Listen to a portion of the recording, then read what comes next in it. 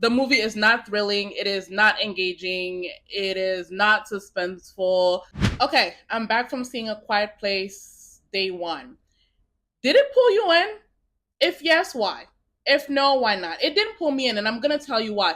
It's funny because my friend recently, very recently, asked me when I decide I'm gonna review a movie, do I write my notes during the movie? Like, do I take mental notes during the movie or do I save everything for after? And I'm like, I do both.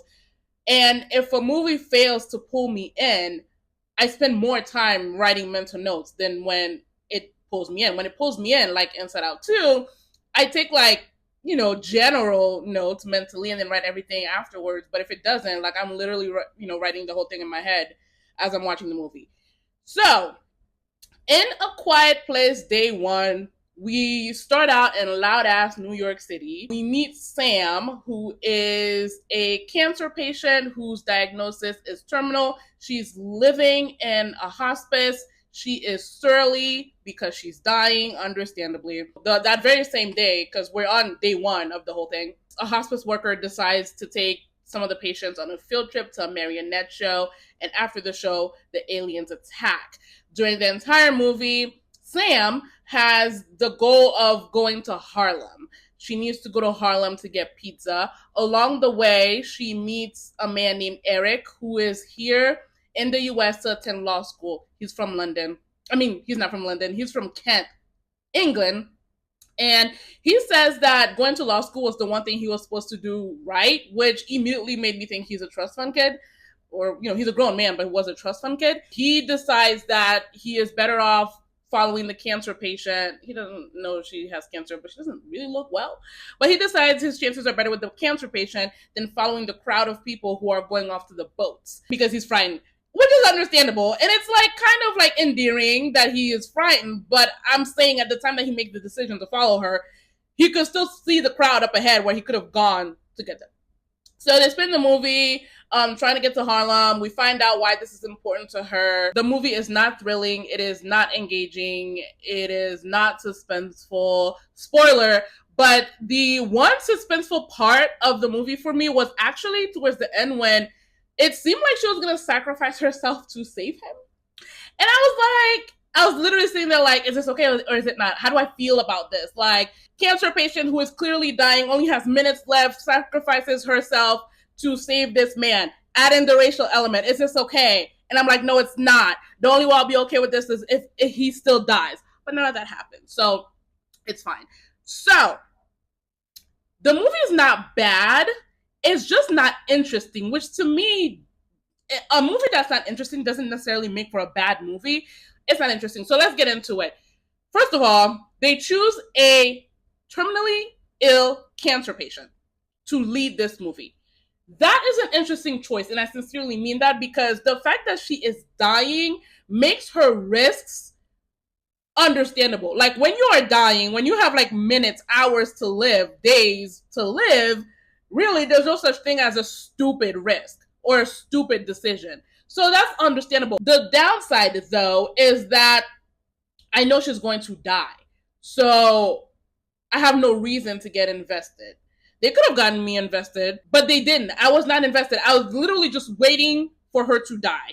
I was wondering, is she going to just hold off someplace, like at the end, hold off someplace and die? Or is she going to give herself up to the aliens? She gave herself up to the aliens and chose a violent, quick death. Although, isn't that quick? Because sometimes those aliens be chucking people. And, maybe, they sometimes survive that and then, like, slowly bleed out. Anyways, so she wasn't the engaging point of entry for me. She could have been, like, if they had written it differently, but they didn't. She wasn't. And so then we have her partner, like her sidekick, like, secondary character, whatever, co-lead. And it's a stranger. It is a strange man from London. I mean, because London is the only city in England. From England. And it doesn't work either. Yes, he eventually cares about her, but I don't care that he cares about her. Like, he just met her. I'm not going to say they should have, but it would have worked better for me if they had gone the familial route, okay? Since we must have a male lead. Choose her father. Her father is her co-lead, right? He's been with her from the beginning. Like, he raised her. He's been with her through the cancer diagnosis. The person who she's had the memory with, that she would go to jazz clubs with, could have been her mother. Make that her mother.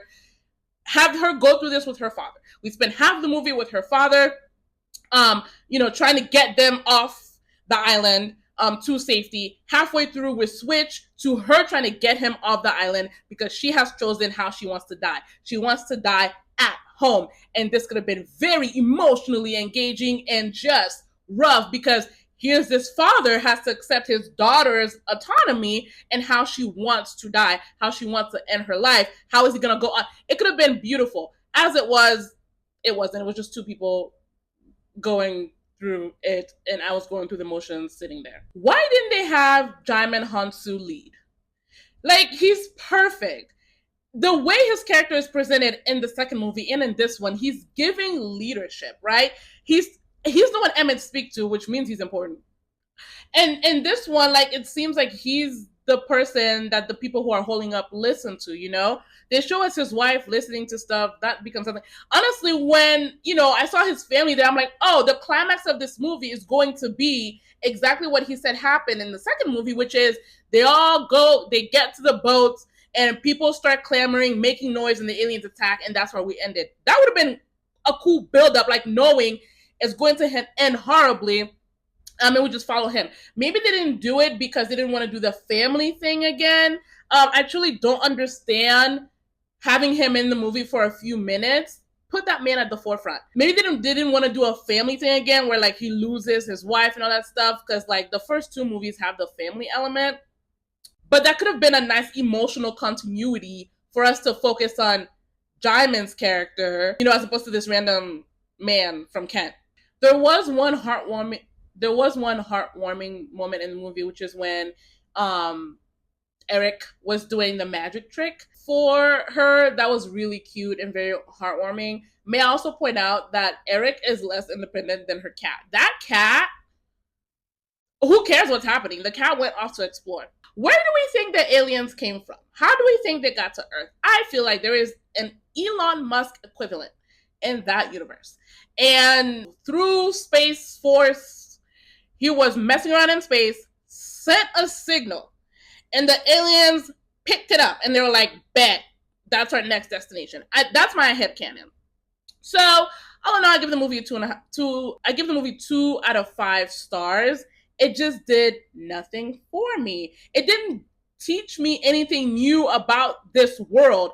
We already saw a glimpse of day one in the second movie. This was just a different perspective following different characters. It didn't expand the world in any way. And having watched the movies literally back to back, I will confidently say that there is a decline in suspense as the movies go on. Number 1 was most suspenseful and most engaging. Number 2 was less so than number 1. And number 3 was literally just passing the time.